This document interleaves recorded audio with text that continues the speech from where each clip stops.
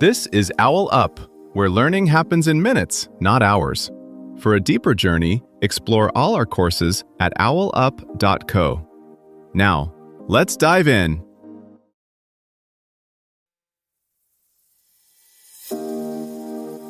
Welcome to Chapter 3 of Poker Strategy, Think in Probabilities, where we're diving into the math behind those winning hands you're chasing. Today we'll break down exactly how likely you are to hit that flush, straight, or full house. No PhD in statistics required. Let's get into it.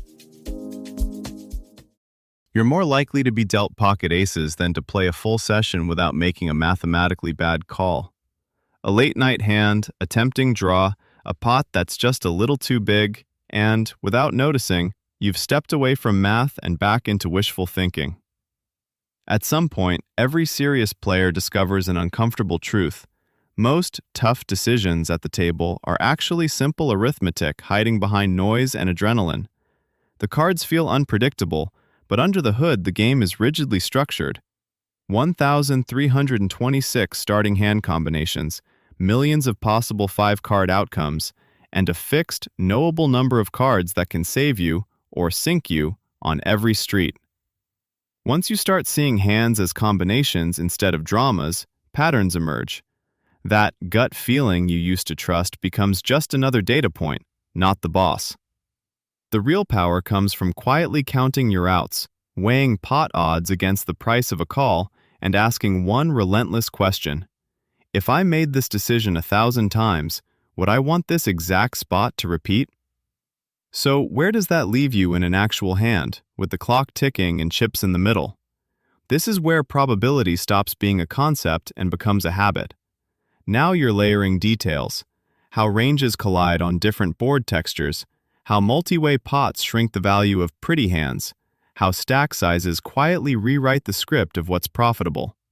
The math isn't just about raw percentages, it's about context, position, tendencies, pressure. Your goal isn't to memorize charts, but to wire your brain to ask, under fire, what does the math say here for this configuration? Most players stop the math right after they count outs. That's like a painter sketching the outline, then never touching color, light, or shadow.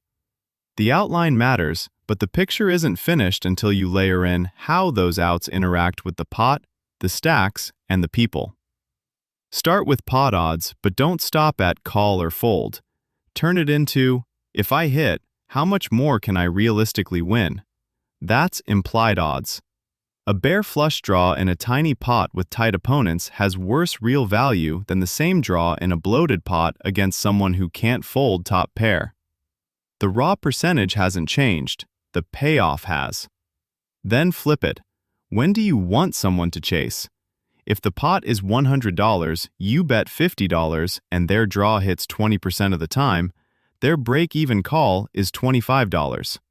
By betting $50, you're offering a bad price. If they call anyway, your EV climbs, even when the river punishes you. This is where the poker is all luck myth dies. Your profit comes from how consistently others misprice their decisions. Ranges sharpen this further. You're never up against a hand. You're up against a set of hands that make sense given pre-flop action, position, and board. Two players can face the same board and have totally different EV decisions because their ranges collide with that texture in different ways. A dry ace-high board might blast the pre-flop raiser's range while whiffing the caller's. A low, connected board can invert that advantage. Now add stack depth. With shallow stacks, hands that make strong but non-nut holdings, top pair, strong kicker, go up in value. There's less room for implied disasters. Deep stacks, though, reward hands that can make disguised monsters and punish good but second-best holdings. The same top pair that's a comfortable stack off at 40 big blinds becomes a potential landmine at 200. Modern solvers don't feel any of this. They just grind through these layers: pot odds, implied odds, range interaction, stack leverage. You don't need solver precision at the table, but you do want their habit. Every decision framed as, across all the branches from here, is this action printing or burning? A four-way pot on a wet board is where this really shows up. You hold middle set on Twith 8-5. Stacks are 150 big blind deep, and action goes bet, call, call in front of you. Old you just sees strong hand, big pot. New you starts cataloging branches. Which overcards are bad? How many turn cards complete straights? How many club runouts kill your action even when you're still ahead? You're not just ahead now, you're asking, on how many future runouts do I stay ahead and keep getting paid? Think of it like a track race where some lanes secretly get longer on the final lap.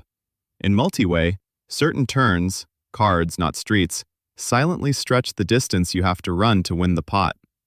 That's why flatting to keep the pot manageable with a vulnerable value hand can be worse than shoving and forcing shorter branches. Fewer players, fewer ugly rivers, fewer scenarios where your equity is capped and theirs is perfectly realized. Your challenge this week. In every big pot you play, freeze the action at the turn and verbally list 3 good and 3 bad river cards for your exact hand.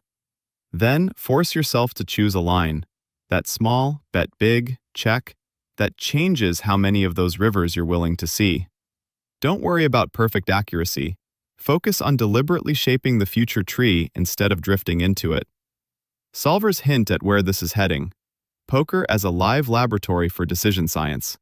As tools spread, edge shifts from knowing formulas to applying them under pressure, like a musician who can improvise on top of the same notes everyone else has.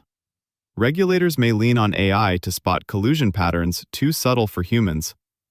Away from the tables, the same tree thinking that guides a turn shove can steer negotiations, policy design, even how we route autonomous vehicles through uncertain traffic.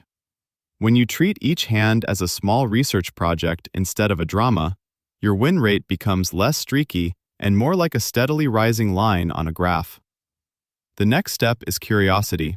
Review tricky spots, plug them into a solver or equity tool, and compare its lines to yours. Over time, you're not just playing better, you're quietly redesigning how you think. Before next week, ask yourself, 1. Looking at the expected value of my daily habits, which 1 and 2 activities clearly have positive long-term payoff, like studying the odds before placing a bet? And where am I still calling on negative EV behaviors out of emotion or habit? 2. If I treated my calendar like a poker bankroll, what specific high-probability actions, deep work blocks, skill practice, key relationships, would I double down on this week? And which low-probability long shots, busy work, doom scrolling, unplanned meetings, would I immediately fold? 3. In the past 7 days, when did I let short-term variance, a bad outcome from a good decision, or a lucky win from a bad decision, push me off a solid strategy? And how will I track decisions versus outcomes this week so I stick to the math rather than the mood? This was OwlUp, your daily step forward. To keep learning with structured courses and more insights, go to owlup.co. Until tomorrow!